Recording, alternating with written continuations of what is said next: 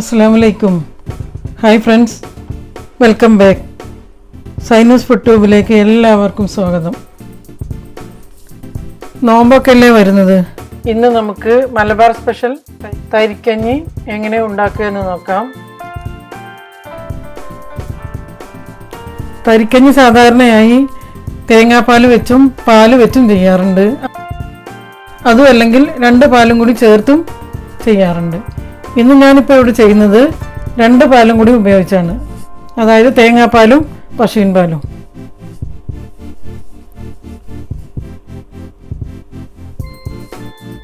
ആദ്യം 2 ടീസ്പൂൺ ചവ്വരി എടുക്കുക, അതായത് സാഗോ. ഇനി ഇത് നല്ല തിളച്ച വെള്ളത്തിലൊന്ന് സോക്ക് ചെയ്യുക. അതിന് ശേഷം ഇതൊന്ന് മൂടി അരമണിക്കൂർ വെക്കുക. അപ്പോഴേക്കും നമുക്ക് തരിക്കഞ്ഞി ഉണ്ടാക്കാൻ തുടങ്ങാം. വേവാൻ എളുപ്പത്തിന് വേണ്ടിയിട്ടാണ് ഇങ്ങനെ ചെയ്യുന്നത്. തരിക്കഞ്ഞി ഉണ്ടാക്കാൻ വേണ്ടി ഒരു സോസ് പാൻ എടുത്ത് അടുപ്പിൽ വെച്ച് ഫ്ലെയിം ഓൺ ചെയ്യുക.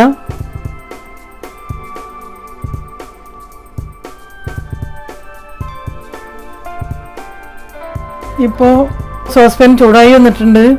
ഇനി ഇതിലേക്ക് കുറച്ച് നെയ്യ് ചേർത്ത് കൊടുക്കുക. 1.5 ടീസ്പൂൺ നെയ്യാണ് ചേർത്തിരിക്കുന്നത്. ഇനി ഇതിലേക്ക് കുറച്ച് അണ്ടിപ്പരിപ്പ് ചോപ്പ് ചെയ്തത് 8-10 അണ്ടിപ്പരിപ്പ് എടുത്ത് ചോപ്പ് ചെയ്യുക. അതുപോലെ തന്നെ 8-10 ഉണക്കമുന്തിരി എടുക്കുക. പിന്നെ കുറച്ച് ഉള്ളി, ചെറിയ ഉള്ളി ചെറുതായി അരിഞ്ഞത്, വളരെ ചെറുതായി അരിഞ്ഞതാണ്. ഇത് 3ഉം കൂടി ഒന്ന് വഴറ്റിയെടുക്കണം. ആദ്യം ചെറിയ ഉള്ളി ചേർത്ത് കൊടുക്കുക.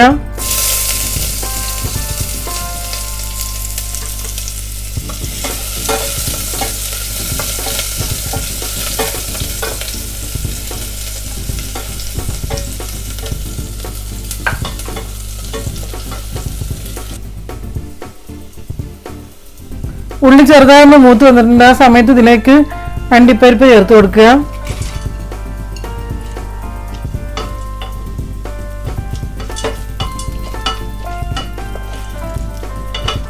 അതൊന്ന് ചെറുതായി മൂത്ത് വരുമ്പോൾ അതിലേക്ക് മുന്തിരി ചേർത്ത് കൊടുക്കുക.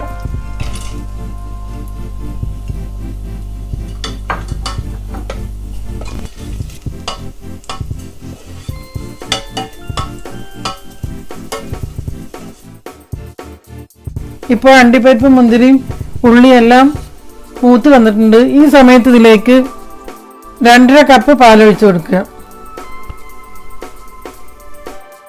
പശുവിൻ പാലാണ്.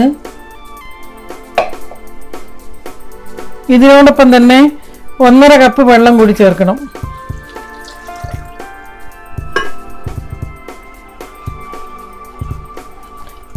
ഇനിയൊന്ന് ഇളക്കിയതിന് ശേഷം ഫ്ലെയിം കൂട്ടി വെക്കുക. ഇത് നന്നായി ഒന്ന് തിളച്ച് വരട്ടെ.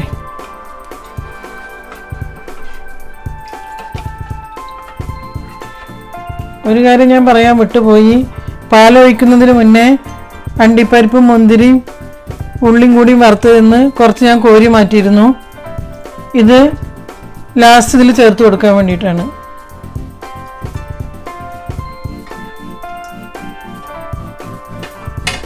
ഞാനിപ്പോൾ ഇവിടെ ഉള്ളിയും അണ്ടിപ്പരിപ്പും മുന്തിരിയെല്ലാം വറുത്തതിന് ശേഷം അതിലേക്ക് പാലൊഴിക്കുകയാണ് ചെയ്തത്. നിങ്ങൾക്ക് വേണമെങ്കിൽ റവ ആദ്യം വേവിച്ചെടുത്ത് അവസാനം വറുത്തിടാം.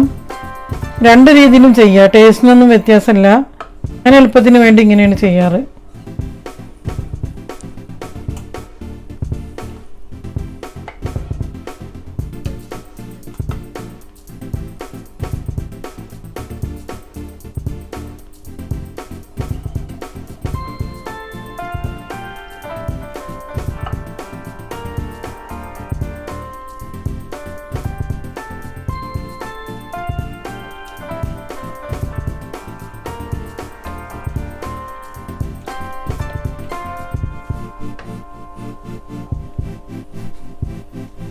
ഇപ്പോൾ പാല് നന്നായി തിളച്ച് വന്നിട്ടുണ്ട്. ഈ സമയത്ത് ഇതിലേക്ക് 1/4 കപ്പ് റവ ചേർത്ത് കൊടുക്കുക. കുറേശ്ശായി ചേർക്കണം. ചേർക്കുന്നതിനോടുകൂടെ ഇളക്കി കൊടുക്കണം, അല്ലെങ്കിൽ റവ കട്ട പിടിക്കും.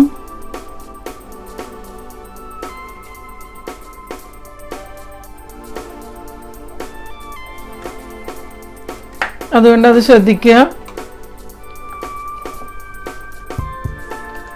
ഇപ്പോൾ നമുക്ക് കണ്ടാൽ തോന്നും ഇത് റവ പോരാന്നൊക്കെ തോന്നും, കാരണം ഇതിലൊന്നും കാണുന്നില്ല. പക്ഷെ അത് കാര്യമാക്കേണ്ടത് റവ വെന്ത് വരുമ്പോൾ പാകത്തിനുള്ള കട്ടിയായിരിക്കും. ഇനിയും കൂടുതൽ റവ ചേർത്താൽ ഇതിങ്ങനെ കുടിക്കാൻ പറ്റില്ല, ഭയങ്കര കട്ടിയായിട്ടിരിക്കും. അതുകൊണ്ട് റവ ഇത്രയും മതി. റവ കറക്റ്റ് അളവിന് തന്നെ എടുക്കണം, കൂടരുത്. ഇപ്പോൾ റവ ചേർത്ത് ഇളക്കി കൊടുത്തതിന് ശേഷം ഇതിലേക്ക് 2 ടേബിൾ സ്പൂൺ സേമിയ ചേർത്ത് കൊടുക്കുക. വളരെ തിന്നായിട്ടുള്ള സേമിയാണ് ഞാൻ എടുത്തിരിക്കുന്നത്.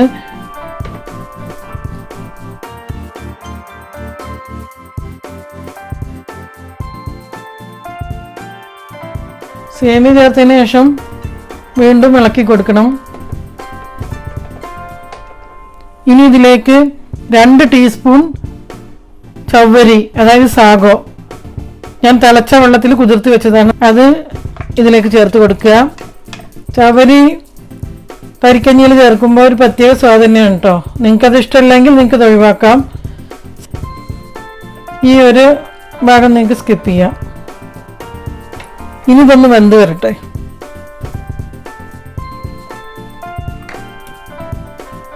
ഇനി ഇതിലേക്ക് ഒരു നുള്ളു ഉപ്പ് കൂടി ചേർത്ത് കൊടുക്കുക. കൂടുതൽ വേണ്ട, ഒരു നുള്ളു ചേർത്താൽ മതി. ഉപ്പ് ചേർക്കാൻ മറക്കരുത്. ഉപ്പ് ചേർക്കുമ്പോഴാണ് ഇതിൻ്റെ കറക്റ്റ് സ്വാദ് വരുന്നത്.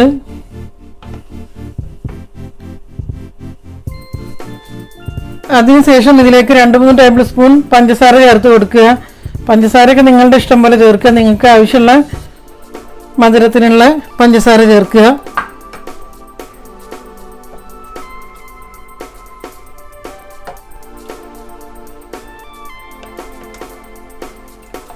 ഇപ്പോൾ റവ, സേമിയ, ചവ്വരി എല്ലാം നന്നായി വെന്ത് വന്നിട്ടുണ്ട്.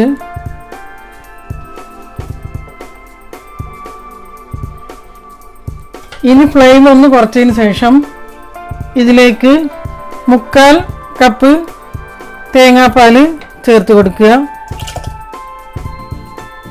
നിങ്ങൾ തേങ്ങാപ്പാൽ ചേർക്കുന്നില്ല എങ്കിൽ ആദ്യം പാല് ചേർത്തതിൻ്റെ കൂടെ 1/4 കപ്പ് പാല് കൂടി ചേർത്ത് കൊടുക്കണം. ഞാനീ പറഞ്ഞത് കറക്റ്റ് അളവാണ്, കണ്ടോ? ഇങ്ങനെ ഇരിക്കണം. ഇതുണ്ടാക്കിയതിന് ശേഷം ഇതുപോലെ ഇരിക്കണം, കുറച്ച് ലൂസായിരിക്കണം. എന്നാലേ തണുത്താൽ നന്നായിരിക്കും, അല്ലെങ്കിൽ തണുത്താൽ കട്ടിയായി കുടിക്കാൻ പറ്റില്ല. ഇനി ഇതിലേക്ക് 1/2 ടീസ്പൂൺ ഏലക്കാപ്പൊടി ചേർത്ത് കൊടുക്കുക.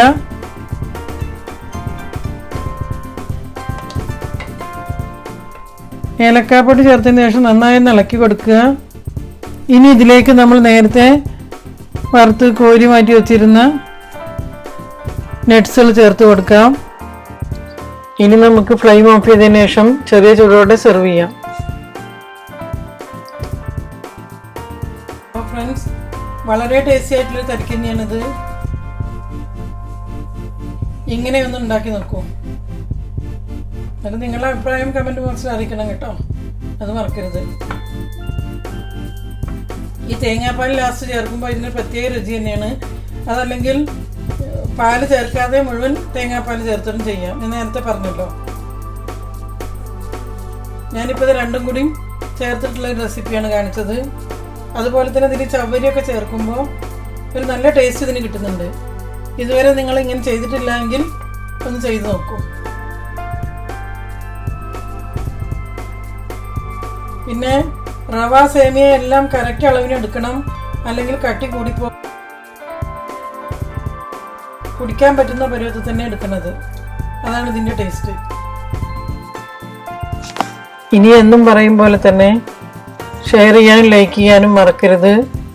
അതുപോലെ തന്നെ ഇതുവരെ സബ്സ്ക്രൈബ് ചെയ്തിട്ടില്ലെങ്കിൽ ഒന്ന് സബ്സ്ക്രൈബ് ചെയ്യുക. ശേഷം റൈറ്റ് സൈഡിൽ കാണുന്ന ബെല്ലൈക്കൺ കൂടി ഒന്ന് പ്രസ് ചെയ്താൽ ഞാൻ വീഡിയോസ് ഇടുമ്പോൾ തന്നെ നോട്ടിഫിക്കേഷൻ നിങ്ങൾക്ക് കിട്ടും. ഇൻഷാ അല്ലാഹ് ഇതുപോലെ വേറെ നല്ല റെസിപ്പിയുമായി വീണ്ടും വരാം. Thank you.